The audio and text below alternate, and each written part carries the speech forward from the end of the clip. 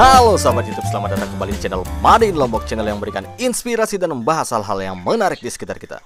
Pada video kali ini saya akan mengajak kalian untuk melihat langsung bagaimana petani lokal mengembangkan budidaya vanili di tanah negara ya, atau biasanya sekarang disebut dengan tanah hutan produksi. Jadi tanah ini kalian sekedar tahu bahwa tanah ini merupakan tanah yang diberikan oleh negara untuk dikelola kepada masyarakat di sekitar. Nah, biasanya tanah-tanah ini merupakan tanah hutan produksi, teman-teman. Dan pada prakteknya tanah ini tidak boleh diperjualbelikan ya, teman-teman. Hanya boleh ditanami untuk diproduksi oleh masyarakat sekitar. Karena perjalanan masih cukup panjang, jadi kita beristirahat dulu di campnya Pak Haji ini. Jadi Pak Haji ini adalah pengelola dari hutan produksi ini. Beliau sudah mengelola kurang lebih sekitar 7 tahun ya, teman-teman.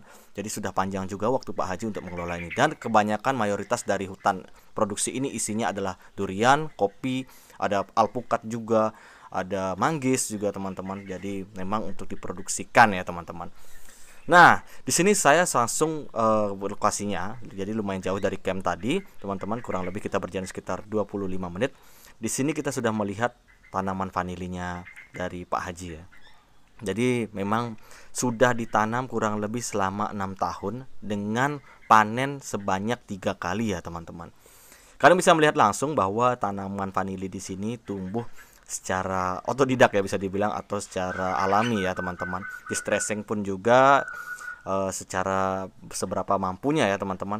Dan kalian bisa lihat juga di sini banyak sekali batang yang terkena hujan, artinya rontok ya, teman-teman. Buahnya itu banyak rontok dan sebagian juga berhasil untuk dipolinasi dan masih berkembang. Umurnya kurang lebih setelah dipolinasi 2 bulan ya, teman-teman. Di sini saya melihat tanamannya banyak yang mati atau terkena busuk batang, teman-teman. Nah, saya melihat lagi sekeliling bersama kalian, kemungkinan penyakit busuk batang ini memang disebabkan dari unsur tanahnya sendiri ya, atau virus.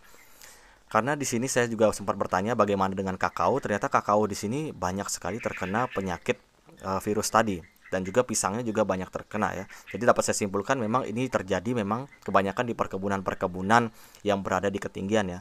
Dan kalian boleh tahu ini adalah ketinggiannya kurang lebih sini sekitar 128 sampai dengan 150-an ya di atas permukaan laut.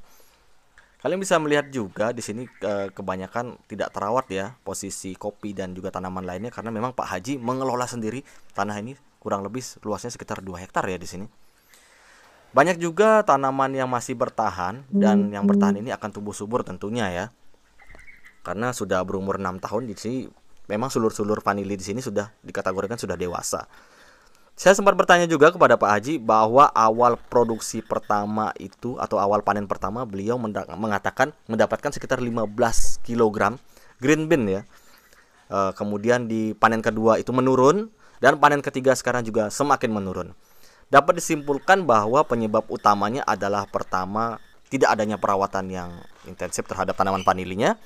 Yang kedua, masih dilakukan secara manual ya, atau alami teman-teman. Yang ketiga adalah perubahan iklim atau cuaca. Jadi sebenarnya ini yang menyebabkan banyak faktor kualitas vanili tidak bisa dikembangkan secara daya panjang ya, atau bahasa Inggrisnya itu sustainability ya.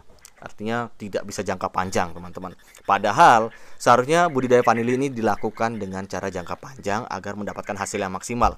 Karena kalian perlu tahu bahwa jenis planifolia ini hanya dapat dipanen 1 tahun sekali ya, teman-teman. Dan kemudian pertanyaannya adalah bagaimana seharusnya petani lokal mampu membudidayakan vanili dengan jangka panjang. Jadi sebenarnya tidak terlepas dari campur tangan pemerintah setempat atau pemerintah daerah, dan juga sebenarnya petani harus aktif juga melihat konten-konten di YouTube.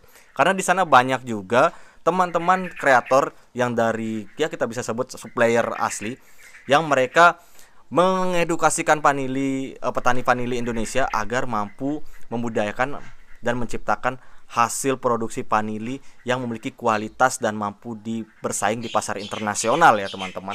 Karena potensi besar vanili ini sangat luar biasa apabila dikembangkan, dan juga karakteristik dari planifolia yang ada di Indonesia itu sangat kental ya, teman-teman. Aromatik floralnya itu sangat kental. Jadi memiliki ciri khas dan juga memiliki nilai yang sangat tinggi di pasar internasional. Namun permasalahan lagi dan lagi adalah tidak adanya edukasi yang secara merata, dan juga persebaran bibit yang masih asal-asalan, dan juga tidak dijangkaunya market yang stabil ya, sehingga membuat polemik harga vanili cenderung membuat orang panen muda, dan panen muda itu nantinya akan menurunkan kualitas vanilin yang ada pada vanili itu, teman-teman.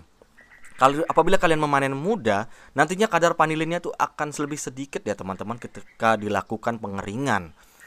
Dan itu harus diperhatikan tentunya agar vanili Indonesia jenis planifolia ini memiliki ciri khasnya itu tetap tertahan dan juga tetap memiliki harga di pasar internasional, teman-teman.